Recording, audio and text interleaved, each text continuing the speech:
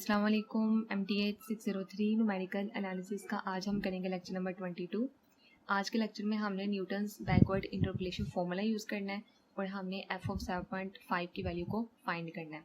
ये given data है, इसको यूज़ करते हुए सबसे पहले हमने बैकवर्ड डिफरेंस टेबल बनाना है, फिर हमने न्यूटन्स बैकवर्ड इंटरपोलेशन फॉर्मूले को यूज़ करना है।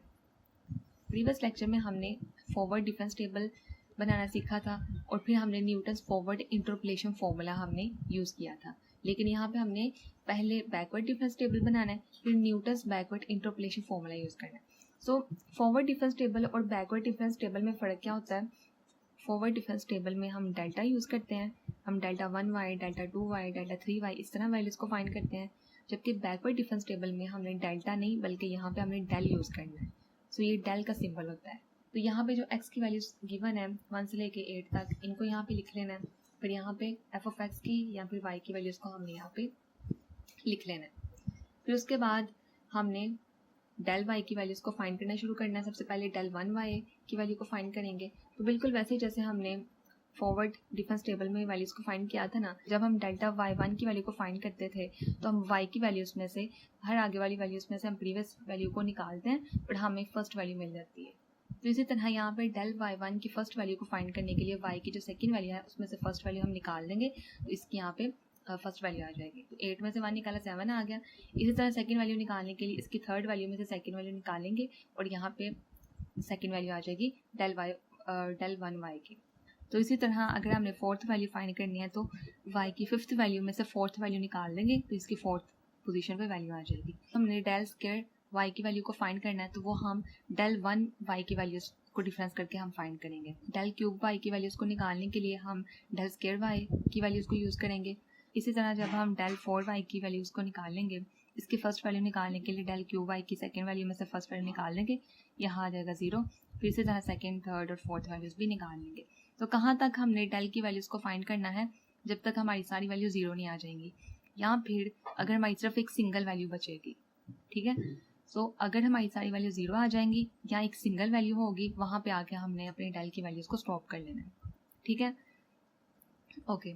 अब अगला स्टेप क्या है कि न्यूटन्स बैकवर्ड इंटरपोलेशन फॉर्मूला हमने ये वाला यूज़ करना है। फॉर्मूला है yx equal to yn plus p into del yn plus p into p plus 1 over 2 factorial into del square yn plus p into p plus 1 into p plus 2 over 3 factorial into del cube yn। तो इस फॉर्मूले में हमें क्या क्या value चाहिए? yn की value चाहिए, p की वैल्यू, डेल yn की वैल्यू, फिर इसी तरह डेल स्क्वायर yn की वैल्यू, फिर डेल क्यूब yn की वैल्यूज़। पहले हम सारी वैल्यूज़ को लिख लेते हैं। p की वैल्यू फाइंड करने के लिए फॉर्मूला यूज़ करेंगे x minus X N over H. x की वैल्यू हमारी क्या होगी? जो हमने फाइंड करना है, यानी कि f ऑफ 7.5 फाइंड करना है ना, तो ये जो है ये x की वैल्यू होगी 7.5 और एक्स एन की वैल्यू होगी x की जो लास्ट वैल्यू है 8। n का मतलब है कि उसकी जो लास्ट वाली वैल्यू है ना, उसको हमने चूज़ करना है। अगर तो x नोट होता तो फिर हमने फर्स्ट वैल्यू चूज़ करनी थी। ठीक है, और एज क्या होगा? एज होगी हाइट।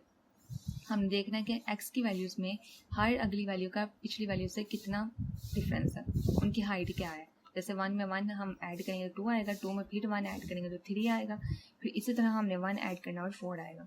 इसका मतलब कि सारी वैल्यूज़ में जो डिफरेंस आ रहा है वो 1 का डिफरेंस आ रहा है, तो हाइट जो होगी वो 1 होगी।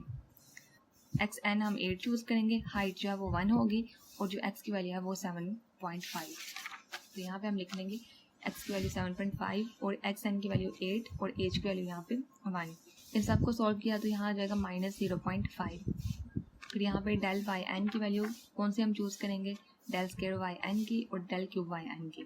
एन का मतलब है कि डेल 1y की जो वैल्यू है वो सबसे लास्ट वाली हमने चूज़ करनी है।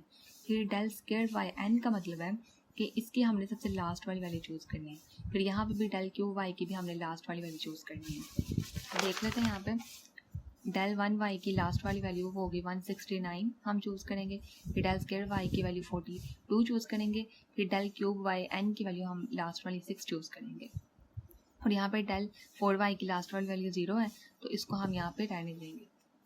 इसको हम क्यों नहीं चूज़ करेंगे? अगर हम फॉर्मूले में देखें तो टोटल यहाँ पे कितने स्टेप्स हम काटें, कितने टर्म्स को सॉल्व करें? 1 2 3 4 टर्म्स को। लेकिन यहाँ पे तो हमारी कितनी टर्म्स हैं? यहाँ पे हमारी 5 कॉलम्स हैं। तो हमने फिर 5 टर्म्स को क्यों नहीं सॉल्व किया, आगे हमारी एक और टर्म आनी थी, वहाँ पे हमने p into P plus 1 p plus 2 p plus यहाँ पर डेल पावर 4 वाई एन की वैल्यूज़ को हमने पुट करना था और नीचे 4 फैक्टोरियल आना था। लेकिन वो स्टेप हमने क्यों नहीं किया, क्योंकि यहाँ पे हमारी वैल्यू जो है वो 0 है। तो जब भी हम यहाँ पे फोर्थ स्टेप में डेल 4 वाई एन की 0 वैल्यू को हम मल्टीप्लाई करेंगे तो वो 0 हो जाएगी सारी टर्म, तो उसको हमने यहाँ पे नहीं लिखा। ठीक है, तो यहाँ पे आपने देख लेना है कि कितने आपके यहाँ पे डेल की वैल्यूज़ हैं, उसके अकॉर्डिंग आपने उतने ही टर्म्स को सॉल्व करना। तो वाई एन का मतलब है कि जो वाई की जो लास्ट वाली वैल्यू है वो है, उसको चूज़ करेंगे। ठीक है, तो अगर एन होगा तो उसकी लास्ट वाली वैल्यू चूज़ करेंगे, अगर नोट होगा तो उसकी फर्स्ट वाली वैल्यू चूज़ करेंगे। यहाँ पे 512 यहाँ पे आ जाएगा, फिर प्लस पी की जो वैल्यू हमने फाइंड की वो यहाँ पुट करेंगे, उसके बाद मल्टीप्लाई करेंगे डेल वाई एन की वैल्यू को, यानी कि इसकी लास्ट वाली वैल्यू को। फॉर्मूले में सारी वैल्यूज़ को हम पुट कर लेंगे, यहाँ पे सारी वैल्यूज़ को पुट कर लिया, फिर इनको हमने सॉल्व कर लेना। यहाँ पे आ जाएगा 512 वैसे का वैसे, इस टर्म को सॉल्व किया तो -84.5 आ जाएगा, इस टर्म को सॉल्व किया तो -5.25 आ जाएगा, इसको सॉल्व किया तो -0.375 आ जाएगा। इन सबको हमने प्लस माइनस कर लेना, तो ये हमारे पास वैल्यू आ गई f ऑफ 7.5। तो ये था आज हमारा लेक्चर, जहाँ पे हमने Newton's backward interpolation formula apply किया और हमने f ऑफ 7.5 की वैल्यू को फाइंड करना सीखा। वीडियो अच्छी लगी हो तो चैनल को सब्सक्राइब कीजिएगा। अल्लाह हाफिज़।